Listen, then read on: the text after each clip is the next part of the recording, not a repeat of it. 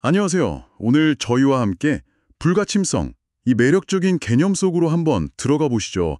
당신이 보내주신 자료 불가침성, 마법적 균형의 결과를 바탕으로 이야기 나눠볼게요. 네, 안녕하세요. 이번에 저희가 좀 깊게 보려는 건 이 불가침성이 정확히 뭐고 또 이게 왜 마법적 균형과 그렇게 연결되는지 그 부분을 알아보는 겁니다. 네, 그렇죠. 얼핏 들으면 뭐든 다 막아주는 궁극의 방패 같잖아요.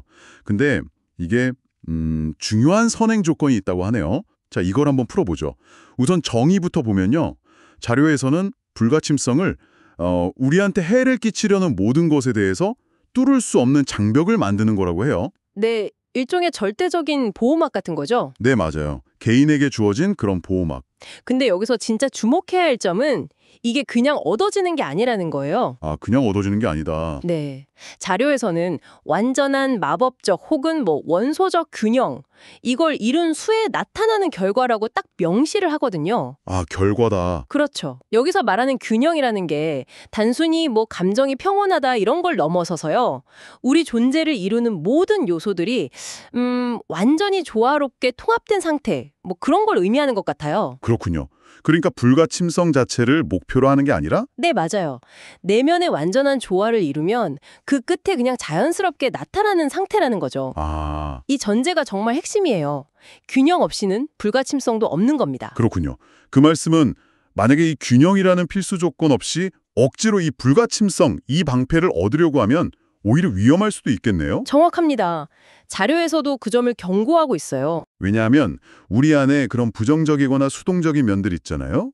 뭐 두려움이라던가 회피 성향 같은 거요. 네네. 이게 우리를 공격하는 것 같지만 동시에 또 성장을 위한 가르침을 주려는 요소일 수도 있는데 그렇죠. 그런 것들과 마주하고 씨름할 기회를 아예 차단해버리는 거니까요.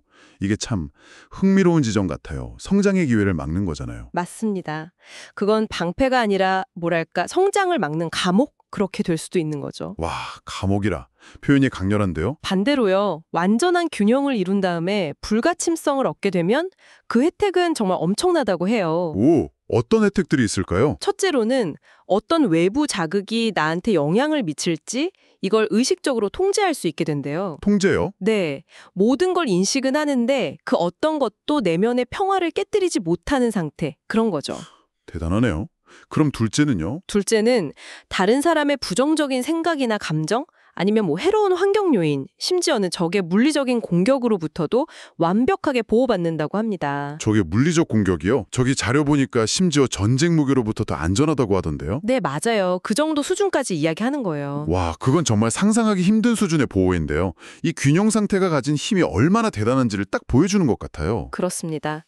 이걸 좀 더 큰 그림으로 보면요. 불가침성은 여기서 멈추지 않아요. 더 있다고요? 네, 만약 자신이 원치 않고 또 완수해야 할 과업이 남아있다면 일시적인 죽음으로부터도 보호받을 수 있고요. 아, 죽음으로부터도? 네, 그리고 더 나아가서 우리가 무의식적으로 보편적인 법칙에 어긋나는 행동을 하는 것, 그러니까 부정적인 원인을 스스로 만드는 것 자체로부터도 보호를 해준다고 해요. 와, 이건 뭐 거의 내면의 나침반 같은 역할까지 하는 거네요.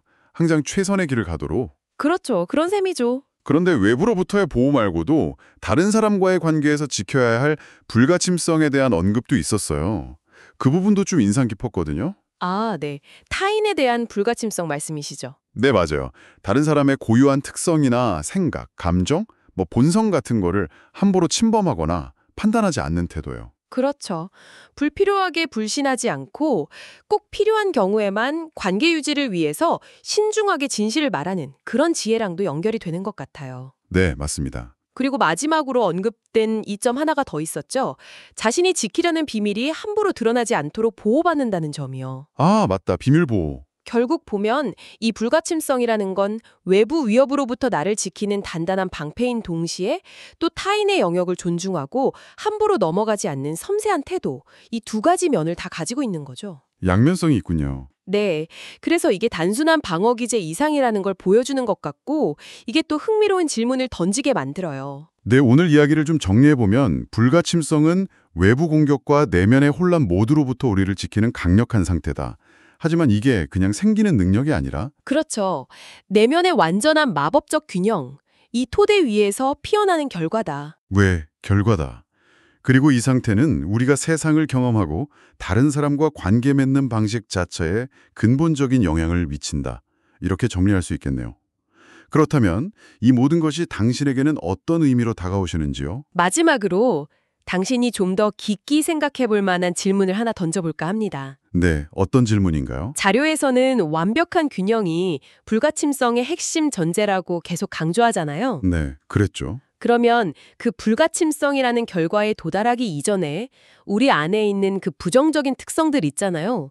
그것들과 마주하고 이해하고 또 그걸 다루어 나가는 그 과정은 실제로 어떤 모습일까요? 아, 그 과정 자체에 대한 질문이군요. 네. 자료는 결과에 초점을 맞췄다면 그 지난하면서도 중요한 과정에 대한 탐구는 이제 당신의 몫으로 남겨두는 거죠. 한번 생각해 보시면 좋겠습니다. 네, 아주 좋은 질문인 것 같습니다. 오늘 저희와 함께 이 깊이 있는 주제를 탐구해 주셔서 감사합니다. 다음 분석에서 다시 뵙겠습니다. 감사합니다.